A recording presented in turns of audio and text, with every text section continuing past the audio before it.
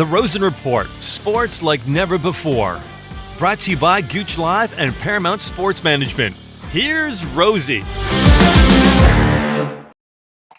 Good Tuesday afternoon, everyone. It's an absolutely beautiful day in Ontario. Well, it might not be beautiful in all of Ontario. It is definitely beautiful in the Toronto area, in Newmarket, where I am.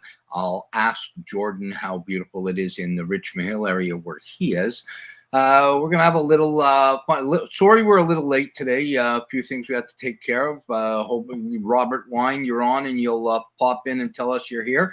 We're going to talk a little bit about what's been going on in the NHL in the first couple of weeks, I guess. And we're going to start it off by talking about the Fanshawe kid, Jordan LaRoche's New York Rangers. Come on up there, Jordan. Hey, Rosie. How are you, buddy? Not too bad. How are you? I'm good. How's the weather in Richmond Hill? It's pretty nice. A little cold for my liking, but winter's coming. So yeah.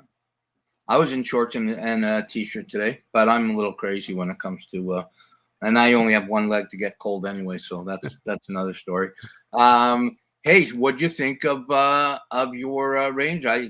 Excellent goaltending last night. Very impressed with the youngster.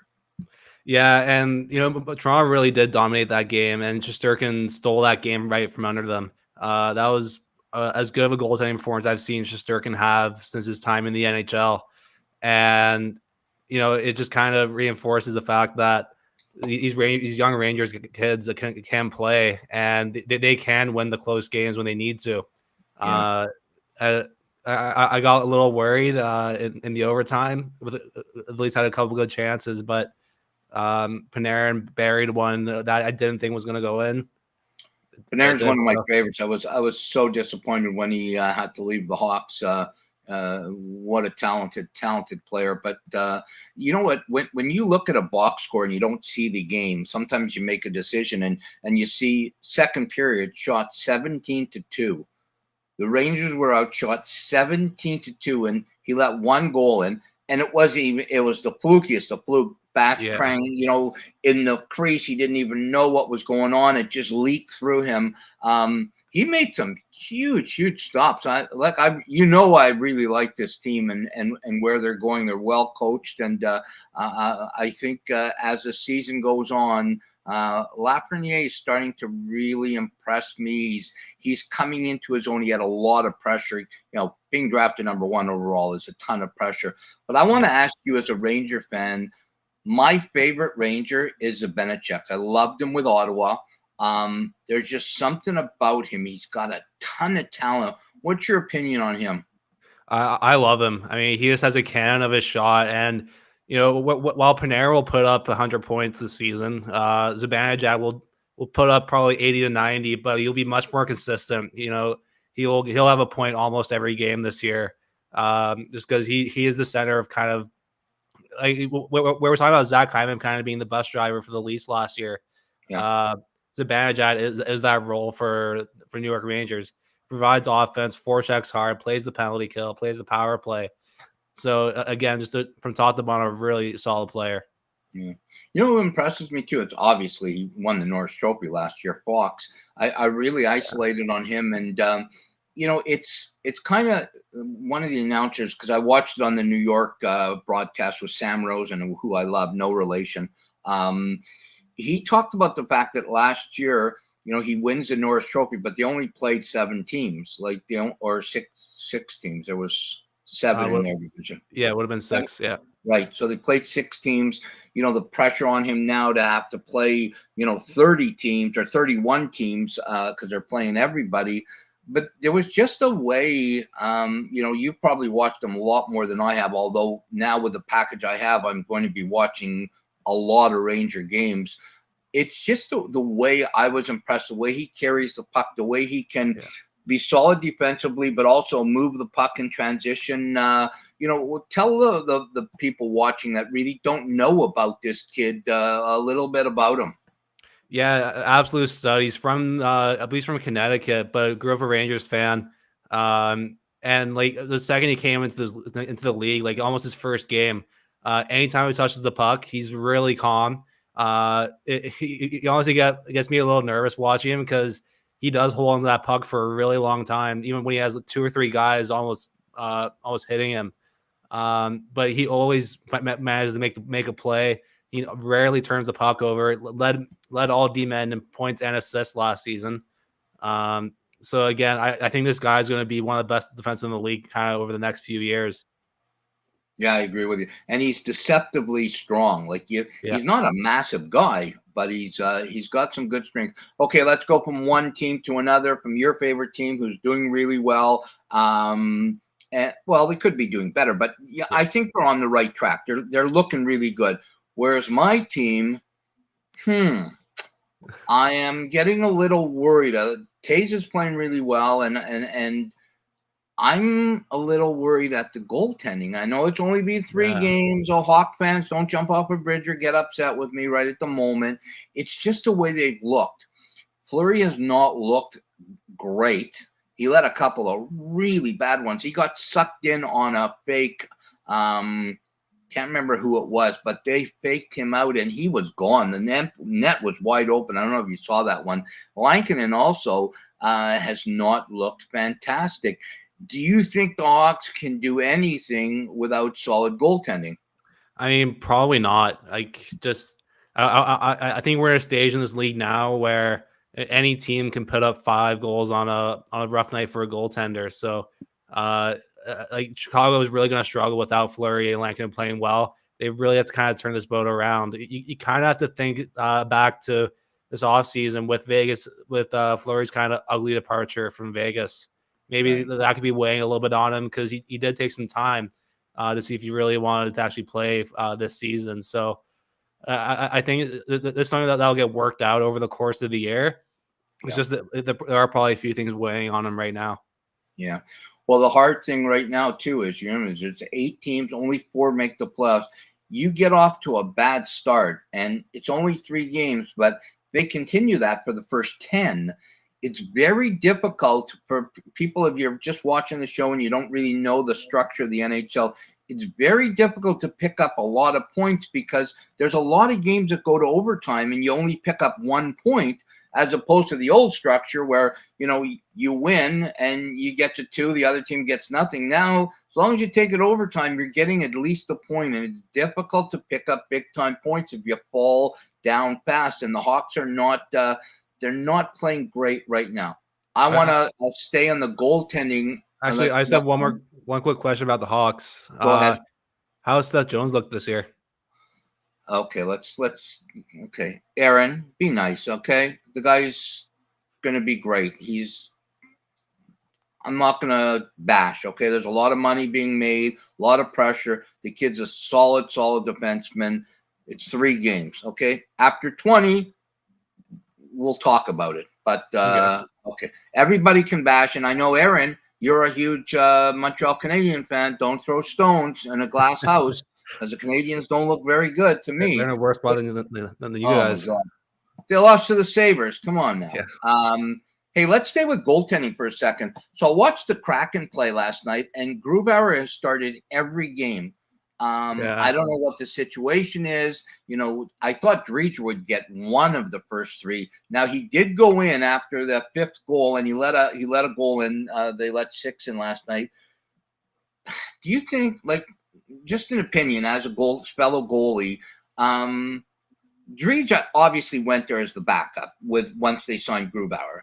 But how do you think that is mentally, when it's 3 games and you're not getting a sniff and you're only going in when your team's let 5 in? I had a very similar situation when I was in junior. I ended up starting 15 of the first 16 games, and then I started 1 game the rest of the season.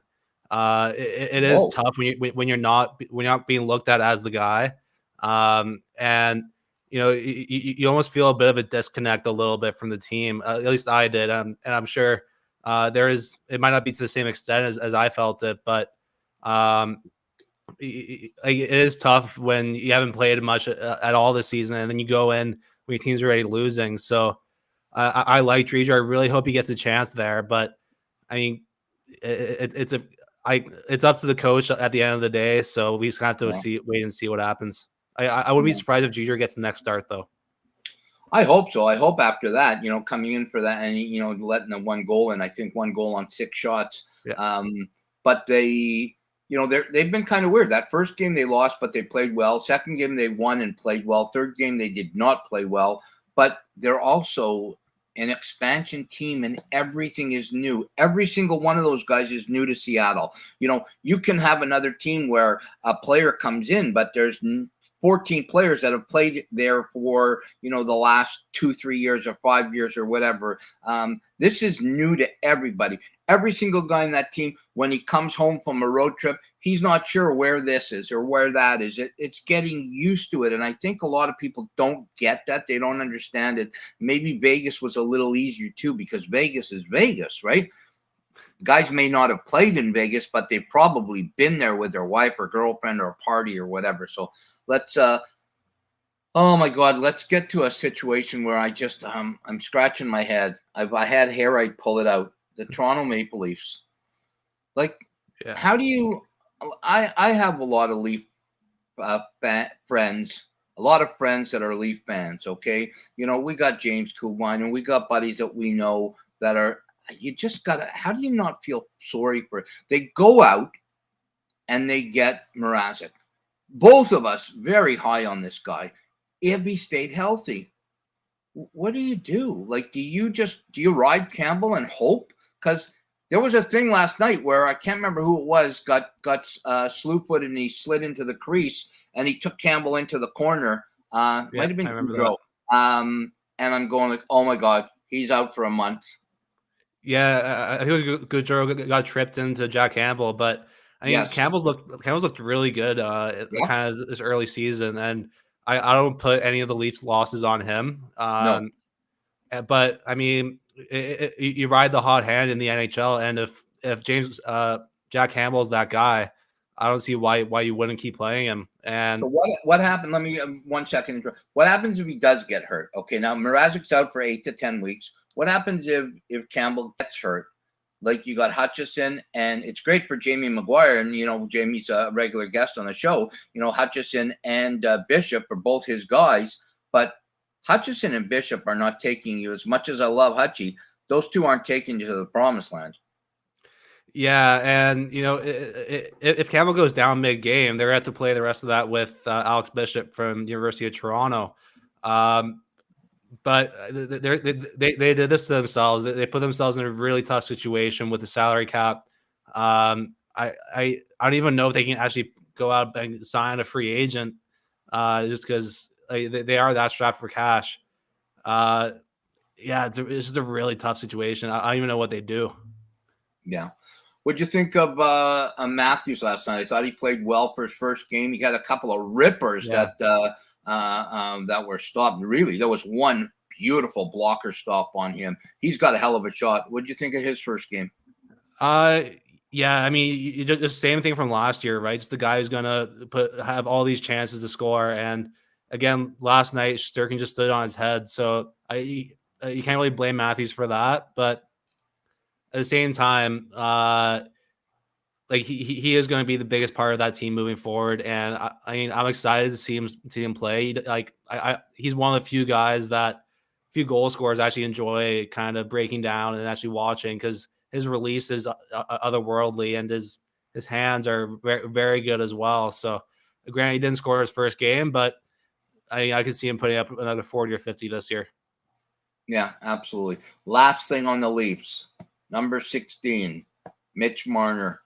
A lot of criticism, and I'm listening to the Leaf talk, lunch with the Leafs and all this and all that, and the fans are not happy with Mitchie Marner.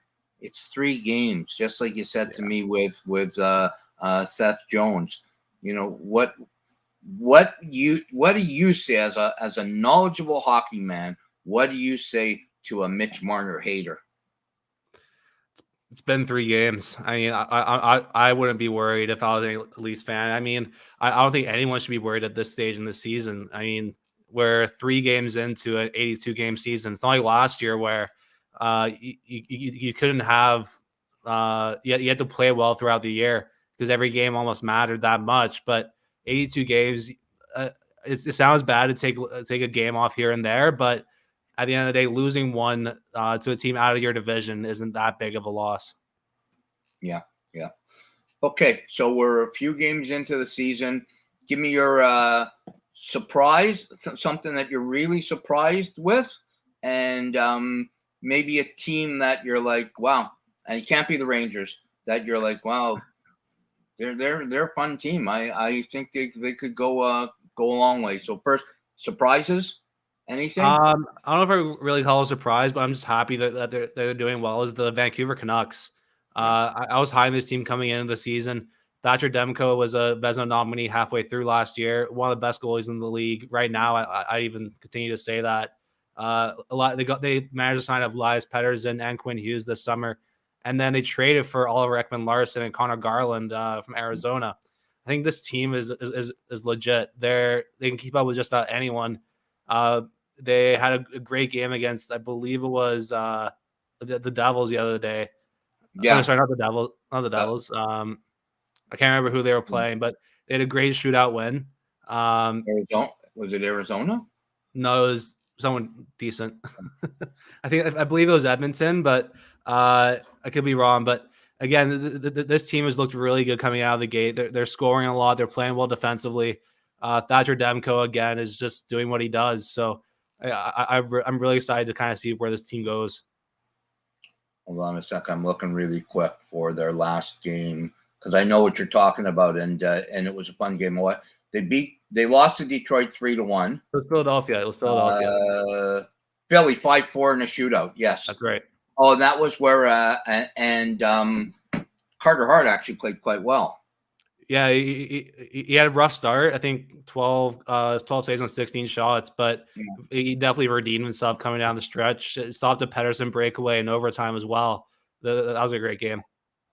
Okay, so I want to throw a couple of players, a couple of names. Just a few minutes left. A couple of names. Get your opinion on where they are right now. First, Brady Tkachuk, Ottawa. He signed. You know, it was this, it was that. I heard today that the reason why he didn't sign immediately was he was not sure where the Ottawa Senators were going. There was some trust issues with Eugene Melnyk and his approach, and the Tkachuk camp, which the father is a big part of, said, hey, you know, we're going to stay here long term. We want to make sure you're going to put money into this team. Thoughts on Tkachuk and the way he did what he did? I wasn't a huge fan of it, but it's something we're seeing across all sports at this point, like the kind of holdout. Ben Simmons just ended his holdout a day or two ago he plays for the 76ers in the NBA. That's the story for another time because that thing's a mess right now. Yep. But again, Ottawa has this history of, you know, underpaying guys, not and kind of, you know, struggling to pull in the big names. So again, that kind of concern is warranted for Brady Tkachuk, but I thought he might have signed for a little too much. Granted, Ottawa has the space, but again, 8 years, I believe it was around 9 mil. In that time as well. 8 and change, yeah. Yeah, I mean, for a guy that hasn't produced yet, that's a long term and a lot of money. I agree with you. Okay, so let's go real rapid fire through the games tonight. I'm looking on my thing. Vancouver, we've been talking about that. They play the Sabres. The Sabres have been surprising people. I like Vancouver 4-2. I'll go Vancouver 4-1. Okay. Hey, we got the Battle of Florida, the Panthers and the Lightning. First time they've matched up now. I'm going with the Panthers 3-1. It's tough to go against Tampa Bay, I think, on any given day, but I am going to have to agree. I'll go with you just because I really like Florida this year. I'll go 3-2. Okay. So now the Kraken. I'm looking right here. Driedger is expected. It says Driedger against Bernier. Two guys I know very well. I'm going to say the Kraken are going to beat the Devils, and Dredge is going to get the win. It's going to be 3-2. I think New Jersey actually squeaks this one out. I said earlier this year that they're the team that could surprise a couple people. So I'm gonna go New Jersey 2-1 overtime. Okay, cool. Okay, the Sharks and the Canadians, two teams that I'm going to say the Habs get their first win. Habs win 3-2 in OT. I'm gonna go the other way. I think San Jose wins this. They've looked really good coming out of the gate this year, and they finally have a goaltender. So I'll go 2-0 San Jose. Wow, a shutout. Okay, this one should be good. There's 1,000 games on tonight. Yeah. Colorado, Washington. I'm going to say the Avalanche win 5-4. It was Avs Washington, you said? Avs Washington, yeah. First game with Nathan McKinnon back tonight, so I'll go 4-1 Avs. Okay. Stars and the Penguins. I'm going to say the Penguins are going to win 3-1. Yeah, I think that's probably the right call. All right. Blue Jackets and the Red Wings. I think the Red Wings are. I don't know. There's something about the Red Wings. I'm liking them. Yeah. I'm going to say the Red Wings are going to win 4-2.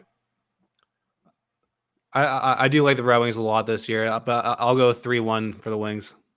Okay, Hawks and the Islanders. Obviously, it's a no-brainer. Everyone's going to say the Islanders. I'm going to say Fleury is starting. It says I'm going to say Fleury comes back with a vengeance, and the Hawks win 3-1. The Islanders are struggled out of the gates as well. I mean, that was another big surprise for me. So I'm gonna go with the Blackhawks as well. I'll go 2-1. All right, we're getting down to the bottom. Carey Goulet, the Gooch's Winnipeg Jets against the Minnesota Wild. I'm going to take the Jets 2-1 in a really close game. Yeah, I feel like the Jets are finally due for a good game, and Hellebuck's due for a good game as well. He struggled coming out of the gates. Yep. So yeah, I'll probably go. I'll go 3-1. All right, two more. Los Angeles Kings and the Nashville Predators. Really, who cares? But I'm going to say the Kings are going to win 3-2. Again, the Kings are another team that can surprise people this year. They've played well in this season so far. I think I'll go with Nashville tonight. I just like Nashville too much. I'll go 3-2. Okay. And the last one is the Edmonton Oilers against the Anaheim Ducks. I'm going to say that Edmonton has a massive game tonight. Watched the little thing on McDavid and talking about him, wanting to maybe get 50 one of these days, as opposed to, he's a big time assist guy too. But I'm going to say the Oilers beat the Ducks. I'm going crazy here, guys. 7-1. That's a little bold.